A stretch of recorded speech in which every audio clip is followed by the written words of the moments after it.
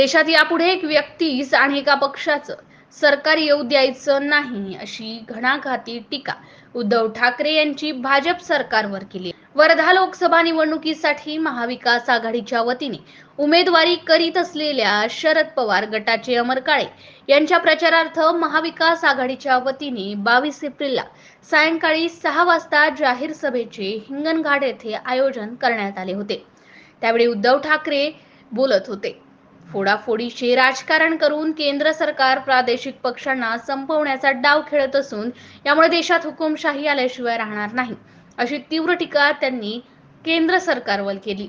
या निवडणूक प्रचार सभेसाठी राष्ट्रवादी शरद पवार, उद्धव ठाकरे, संजय सिंह, माजी मंत्री अनिल देशमुख आदींसह महाविकास आघाडीचे पदाधिकारी व कार्यकर्ते उपस्थित होते।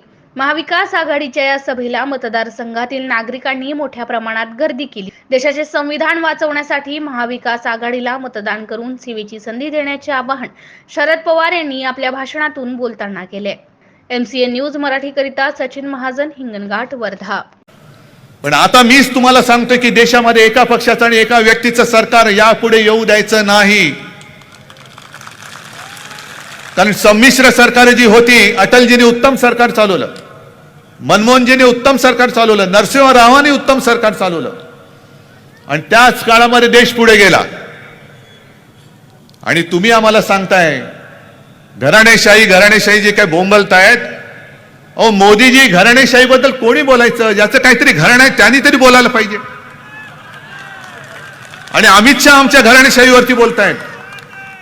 उद्धव ठाकरेंना त्यांच्या मुलाला मुख्यमंत्री करायचं होतं म्हणून त्यांनी भाजपाशी युती तोडली। अहो अमित शहाजी, माझ्या मुलाला मुख्यमंत्री करायचं असेल तर ही जनता करेल, तुमच्या आशीर्वादाची मला अजिबात गरज नाहीये।